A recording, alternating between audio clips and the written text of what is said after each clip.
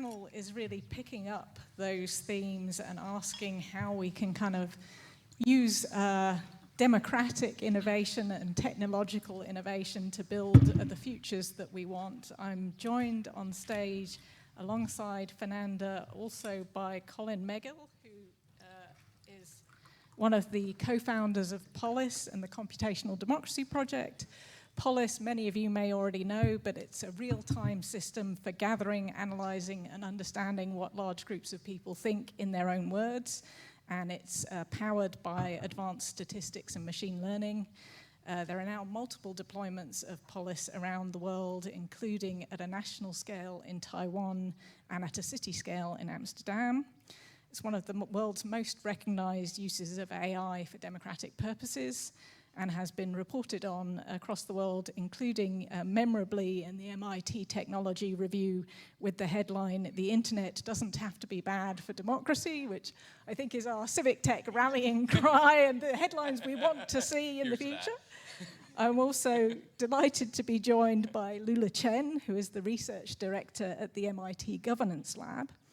Lula works on interdisciplinary projects on building trust between citizens and government, use of tech in government, and AI integration in those technologies.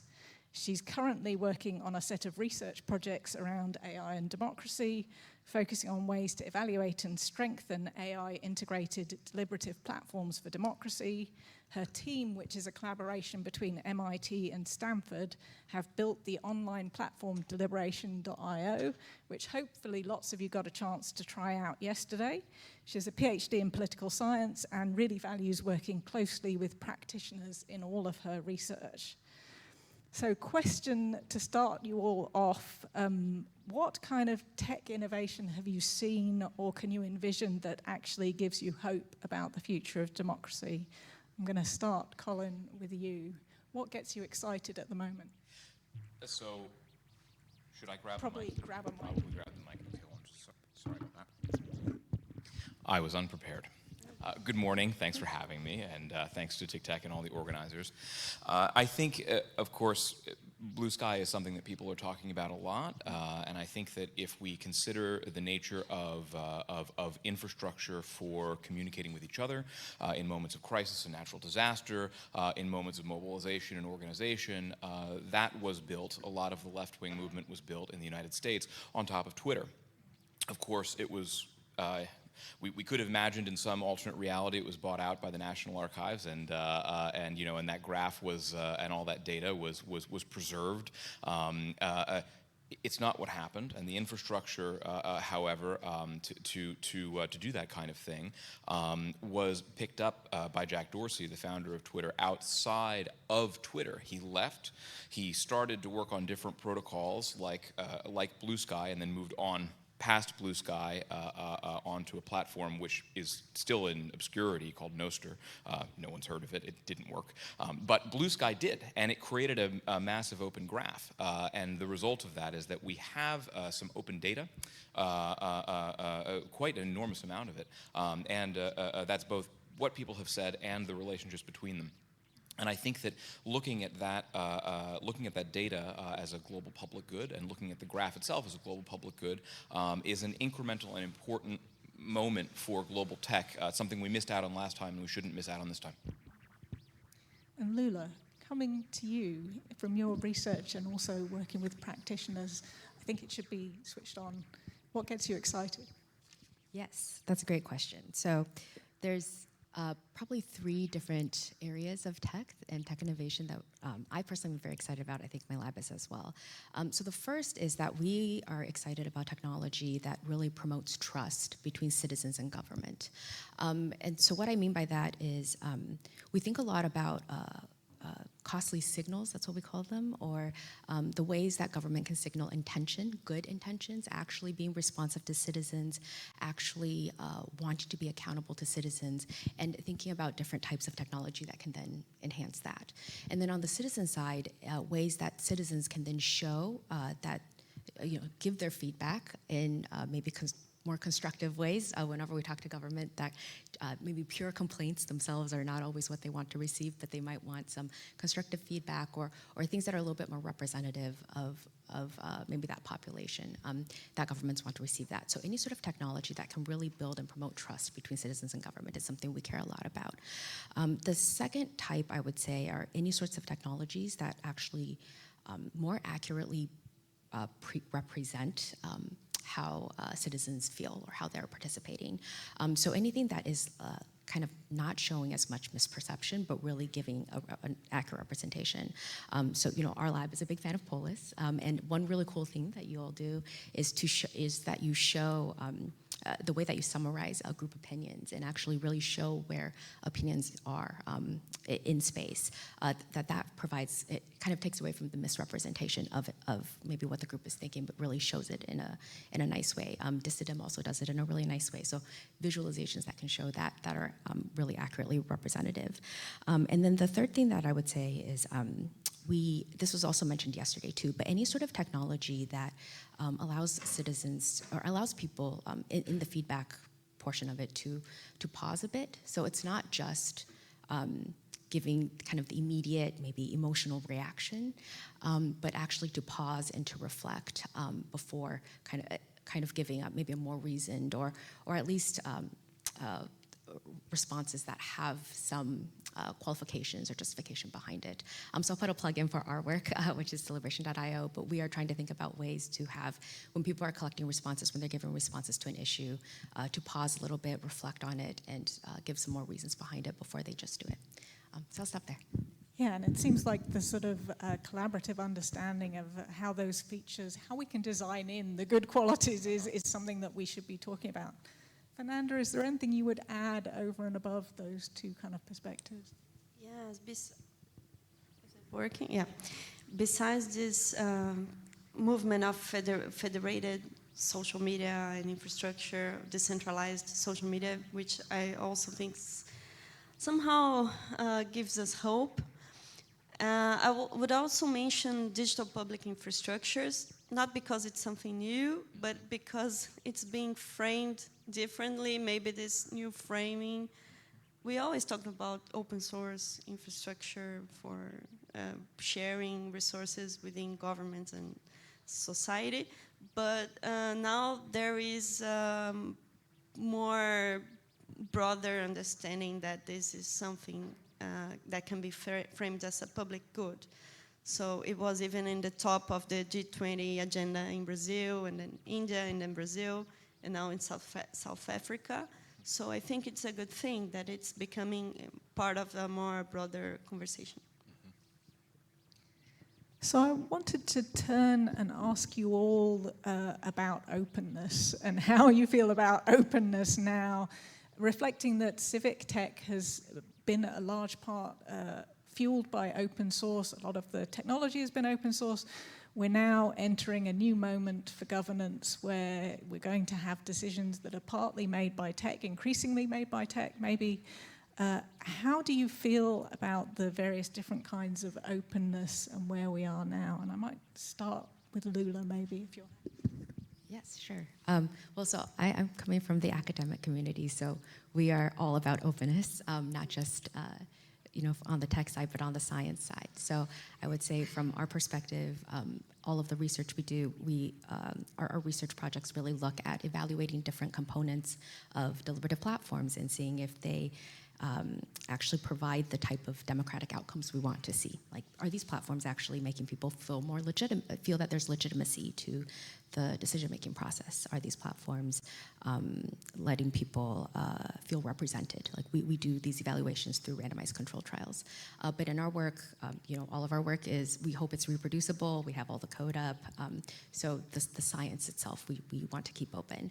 And then on the platform side, our view as academics is that we want to help do a lot of this research on the platform side, but then also make it available. So once it's ready, we'll make our platform open source. And our hope is that there will be research supporting every module, every component of these platforms, of our platform. So take from it what you will. If there's a part of the platform that you think is useful, take it, or at least if maybe that component of it you want to apply to your own platform, then do that, or just use the research behind it. We view all of that as really important. And with that, we view this work as really a public good that is used for strengthening democracy. So on our end, it's actually very much at the foundation of what we're doing and what we want to promote. Thank you. I might come to Colin next, if that's okay, and ask, as somebody who has spent a long time building a platform, started out open, and now we're seeing a generation of LLMs with various degrees of openness. What's your where are you now with openness? I would start by saying that foundationally, everything we've accomplished has been because of openness. Every line of code that we write goes online. I'm excited that, well, I'll say, I was at a table yesterday speaking to those of you at the conference, and one person at the table was involved in programming for Polis in Helsinki at the city level, and another in programming in Polis in the Netherlands at the country level. And this is completely impossible. That this could grow in the way that it has without openness. And so, my feelings towards the open source community in general, of both those who have taken, for instance, in Finland, have taken the software, have adapted it, have developed it, and have owned it as infrastructure at the national level, is a really incredible example of impact. I think that was, very much the intention of having set out in the open direction, which is to say, if this portion of the stack, so to speak, citizen engagement, deliberatory participation, opinion mapping could be owned by the public as infrastructure. It could be adapted to the values of a place in a kind of push and pull way, given that it's open and must remain open. For those of you who don't know, Polis is AGPLv3, which means that any modifications must also come back. So for those governments who have modified it, they're legally obligated to open source their changes and make those available to any other government. And so this is a kind of global tennis match, a global 200-way tennis match maybe, between open infrastructure for deliberation, which is great. And this is, I think the advantage and the possibility, but also I think in part the dream, because companies such as Palantir, we would take as an extreme example of closed proprietary corporate control, enabling a generational shift in authoritarian technology deployed inside governments, with corporate employees co-located physically and co-located technologically, with public infrastructure that was built with public dollars, that belongs to the public. And my hope with Polis has always been that when Palantir decides that this space has some amount of impact and show up, governments have some ability and opportunity to tell them to shove off. So I would say that the infrastructural component of openness enables that, and I hope it continues to. Terrific, thank you. And Fernanda, you had your provocative quote marks around the open in open. OpenAI in your talk. No, I agree with all that, and I would say, I would add that we have to reclaim the concept of openness. We have to reclaim what open is about. We have a sort of open washing movement or trend. We talk about open banking to say that banks are there's basically interoperability between banks of personal data. It's not really open banking. Or open health, not to say open data, but how insurances, health insurance can exchange data between them. So we have to reclaim that concept. There's the example of open science, that's the open paradigm. And I would also say there are enduring initiatives like Wikipedia, They are staying and they are trying to do this job. And yeah, we have to somehow be aware of this movement and bring it back to our zone. I don't think we have to abandon this concept, but we have to bring meaning again to that. We were talking before about the kind of analogy to the climate movement and the sort of truing down of this is important, what do we really mean by it? We might end up with sort of classifications of different levels of openness, which would be an interesting outcome. I didn't want to miss the opportunity with three such multidisciplinary people on the panel to talk about bridging and your experience in different communities and whether you think there is more bridging that needs to be done between different sets of peoples and different roles. And really wanted to start, Colin, with you because my reflection was Polis was one of the first tools to try and bring together what had previously been a kind of very in-person, very analog, deliberative community with a tool. Do you think that has been successful? Do you think there's more bridging work we need to do to get the tools of the future? That's a large question. I think that at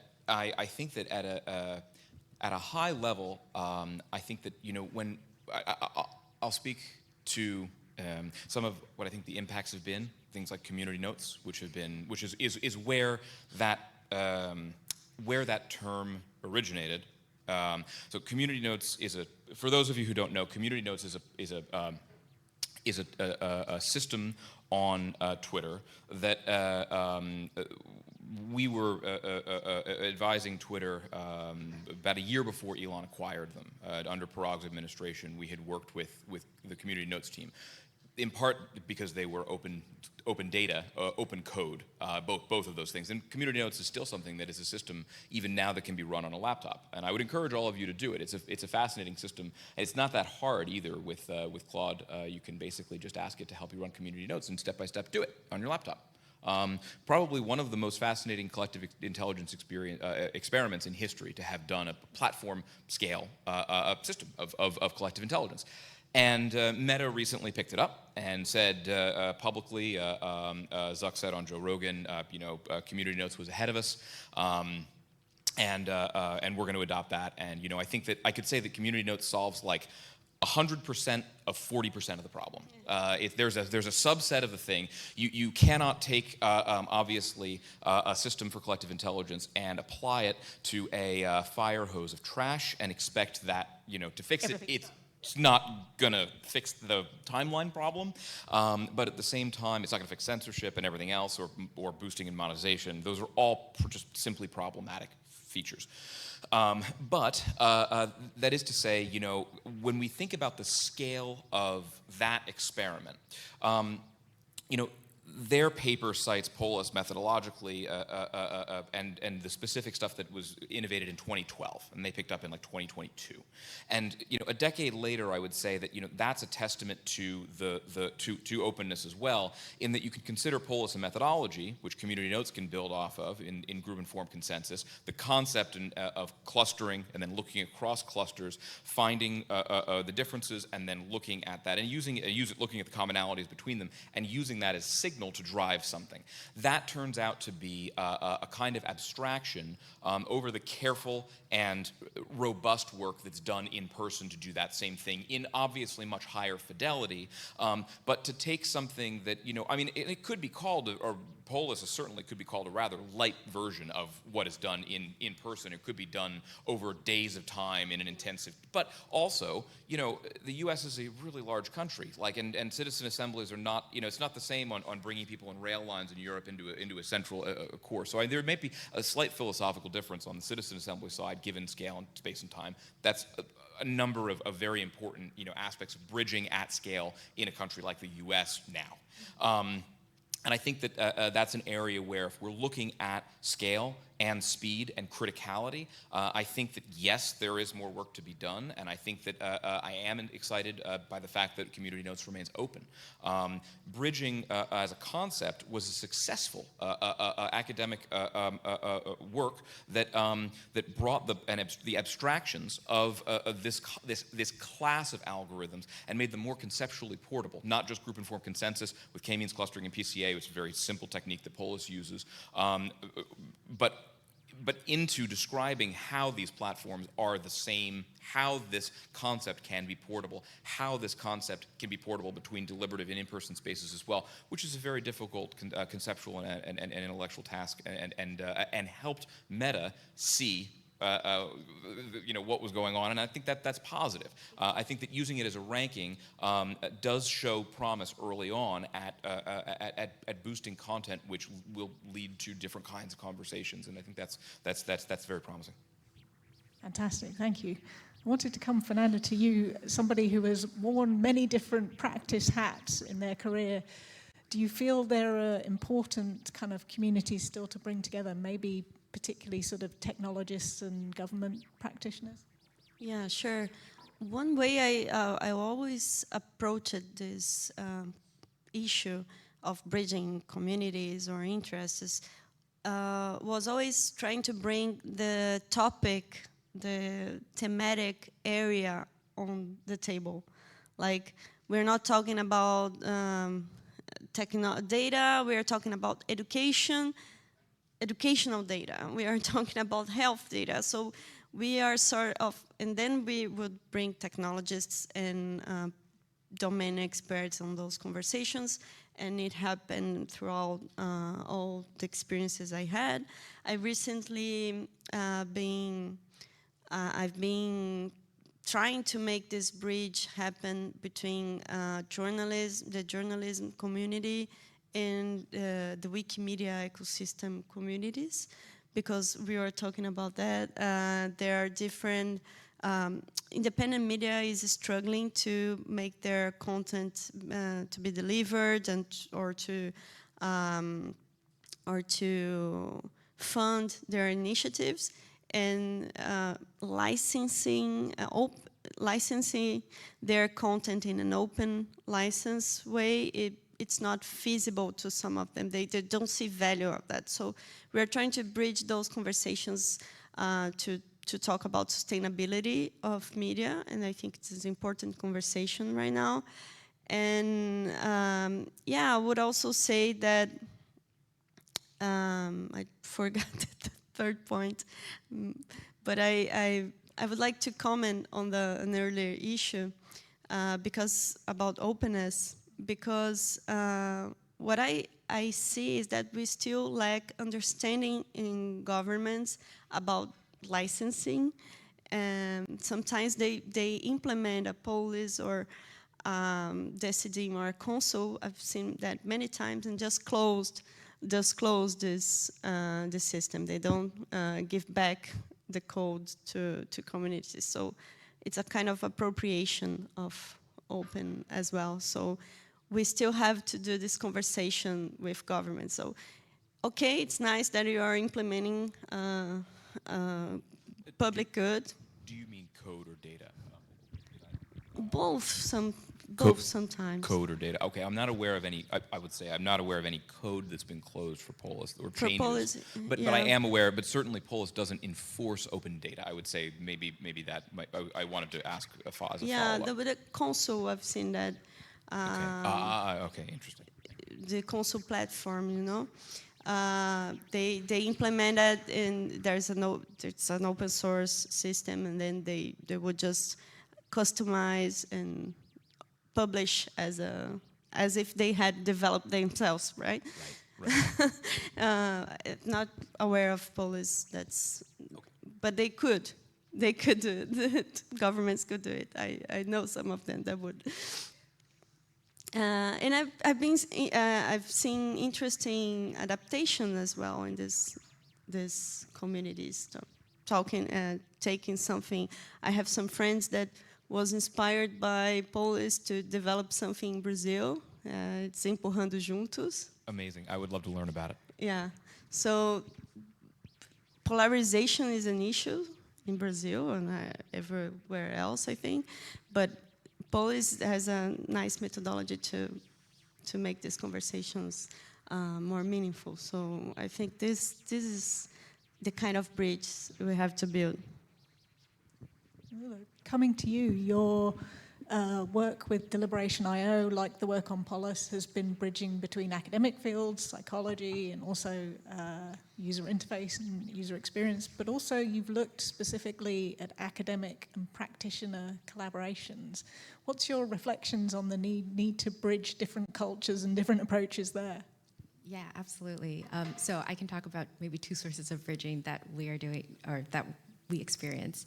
So the first is academic, and there is very much this silo of computer science doing a lot of amazing work, and then in the social science side we have a lot of the theories or a lot of the different ways that we've practiced and we've done our research, which even just language-wise, communication, there is a split between how computer science would do it versus how political science would do it. Just how we talk about the same concept. We haven't kind of arrived at that idea of what is the big concept that we're all trying to achieve in different ways. Yes. I think with Polis, there are examples of it coming together for sure, but it is rarer, and it is an effort on both sides of the disciplines to try to understand each other.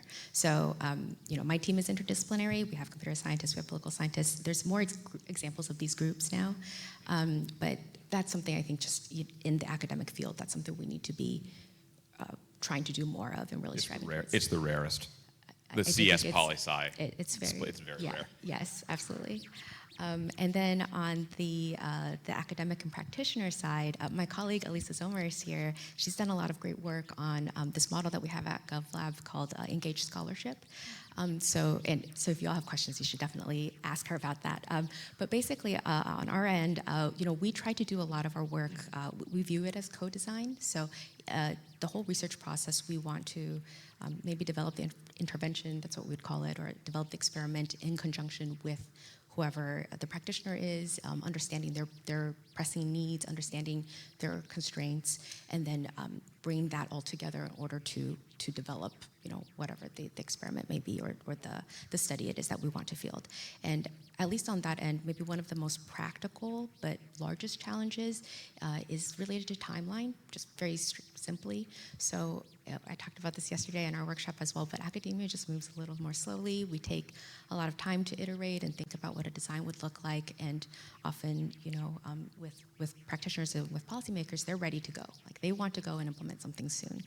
So there often is just a bit of a lag there, which can make things a little bit more difficult. But I think we've had some good successes, just being a little bit more considerate of each other and understanding each other's timelines. So talking the same language and at the same time. Simple things. Yeah. All right, I'm going to open up to questions from the audience. I'm going to start on Slido, but also if you have questions you want to ask yourselves, do start thinking of them, and I'll come back to see if there are questions in the audience. The top Slido question, what are the panel's thoughts on adding optional clauses to open data licenses to prevent the data being used in AI LLM training models? I'll take that one happily. I don't think it would matter any more than adding it to copyright to Netflix videos or any other copyright that had been added already to any other book. It did not matter. The problem is in enforcement. The problem is in the burden of proof, which is currently, the New York Times lawsuit between OpenAI and the New York Times. The foundation of this lawsuit is, that the content was reproduced, or they were able to prompt it to reproduce. But in this is a question of memory, and we have a difficult problem ahead of us in law because humans remember things, and too. And if you can learn a New York Times article and recite it back, have you copyright? Have you violated a copyright? No, of course not. Memory and reproduction in models is an intelligence is a tricky legal case, and it's being fought right now. And I would encourage everyone to follow it.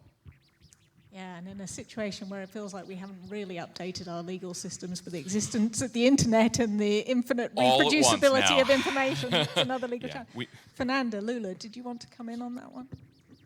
It It's tricky. I agree with Colin, but the other day I was talking to a high-level government official in Brazil, and the person came with a strange kind of, I would say, a data nationalism thing. It's not a sovereignty, okay?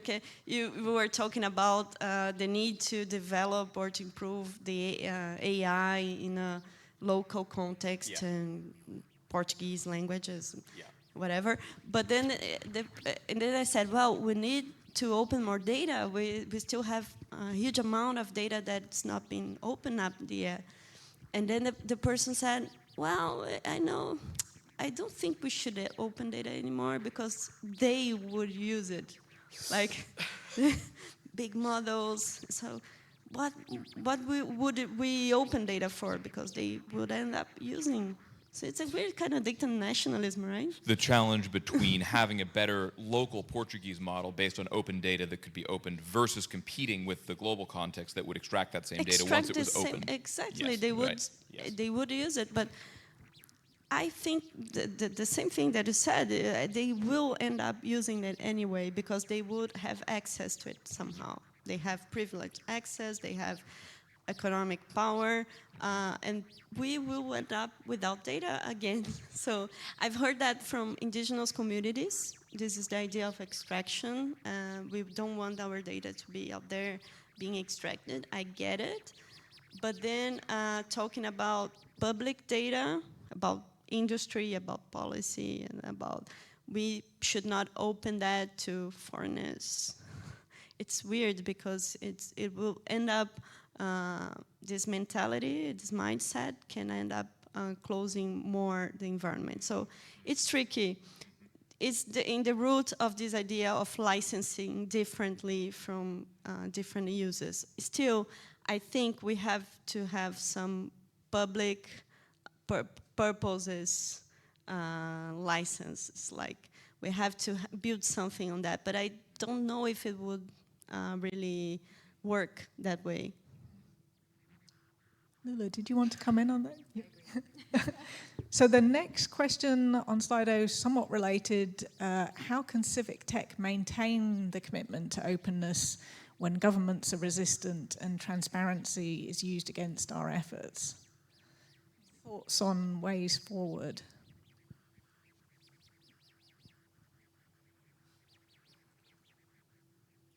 I think I might need a rephrasing of the question. How do you interpret it? I guess challenges on both sides. So the resistance that Fernanda was articulating, maybe in a new form. I see. Okay, so we might say if governments are resistant to transparency, is civic technology against the government? And I think that this is I could say from my perspective, civic technology is a spectrum between service modernization efforts that work within governments and the important digital transformations that have happened during friendly times and the sunny microclimates that grow that kind of activity when people go over from tech into government. And they have to have some positive social benefit because they're going to take a salary hit. So you have a service modernization area that has local status for people who do a tour, this kind of the 18F model or something like that. Maybe GovTech is as it shades into GovTech. GovTech, and so there's a spectrum here. On the other side, there's straight activism, which is things like VPNs and absolutely adversarial circumstances against violent authoritarian regimes. And we do manage to have a big tent. And I believe that we should keep a big tent because the truth is that people have to pay their bills and they move between these various sectors. On one hand, being outside of government, the government changes, they end up inside the government. And I think we should continue to encourage that behavior and support activists, but also, let people move back and forth. This is, I think, a major success of this community is the size of the tent.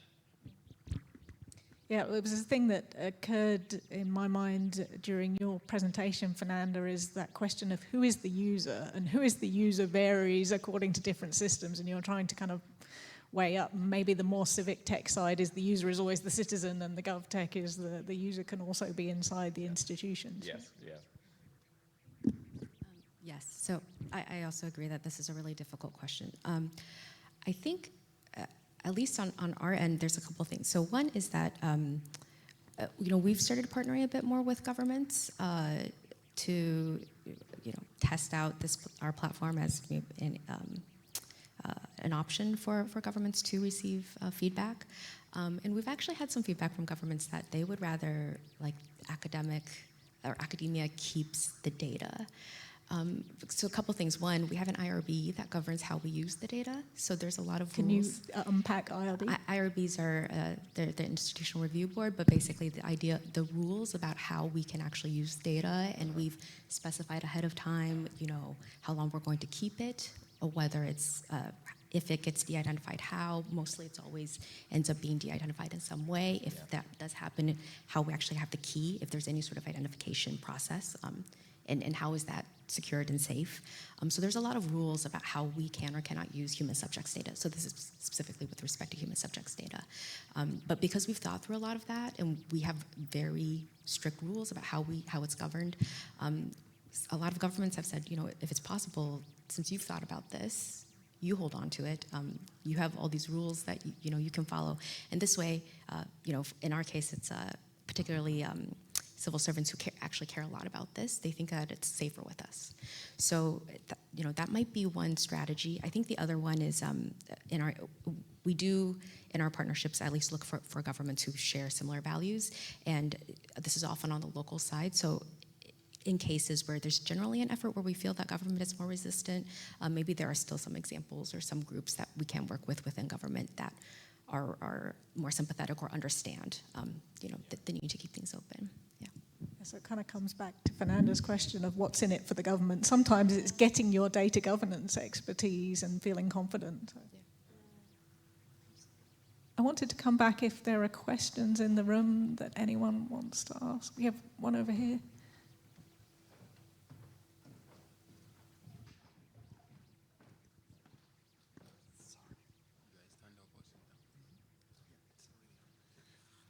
Thank you very much for that session. So I was going to talk about when you mentioned community notes, and for someone that works on verification and fact-checking, we had a long debate. I think I have some articles on community notes and why it should be sustained or not. And it came at a point when there was this issue of the government gagging the media. You're suppressing the views and opinions of people just to conform to a particular principle. So while you were commending community notes, I respectfully have a different opinion on community notes. Because if you look at community notes on Twitter, someone posts something and then independent fact-checking organizations could easily run through and use several tools, open source tools, and say, oh, this is false, this is true, inaccurate, misleading. But now with community notes, you could get targeted number of people in a room and they all attack that kind of a post. It could be right, true, and then but their attack makes it seem like it is false. So now whoever doesn't have an idea of what's going on blindly looks at what your targeted people have done, more like you're just bombarding your own kind of community to say this is the perspective. So I think in actual sense, I do not agree that community note is the best for platforms like Twitter, Facebook, where everybody or anybody has access. While I do not agree that independent fact-checking platforms are also good because they are easily manipulated too, I think this is a point where you now have to go back to the drawing board and be like, oh, what can incorporate community notes and independent fact-checking platforms? Thank you very much.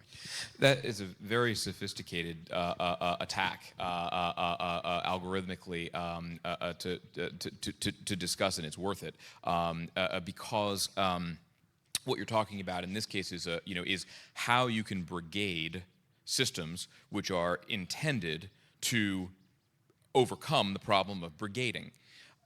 And this is and the solution that you point to, and going back to the drawing board, is using a kind of multi-chambered approach to collective and public epistemology, which is a pretty good direction, I think, between, you know, what do the professional fact checkers say, and what do the, you know, what does the crowd say? And in certain cases, you know, there is adversarial or attacking behavior.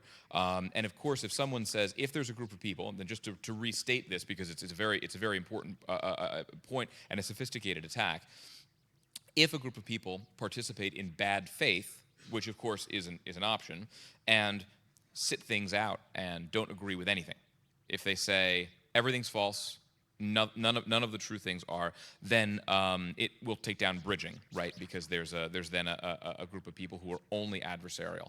One of the things in that case, we would say, smoke that out, right, in terms of like this kind of an attack, is prompting the user to say, what are you for? And if the user or the group is unwilling to say what they think is true, and to put that up to the rest of the group, then there is signal from that. But I will say that community notes does not necessarily. This is in a way also community notes working. If there is no consensus, or if the issue is that contested, community notes does not work in that case. It will not work in all fact-checking cases, but it will work in places where there isn't that kind of an attack, or things aren't that controversial to warrant that kind of effort, because it also signals that people do have to coordinate and put in specific effort to game even one post, and that's an important point, especially since it's semi-random what you're going to see, and so it's a very important aspect of the conversation with several important takeaways. Thank you for your questions. That's a great question. There was a question, Fernanda, a conversation Fernanda and I started to have about continuing to evaluate impact as tools go into the wild and into all kinds of different situations.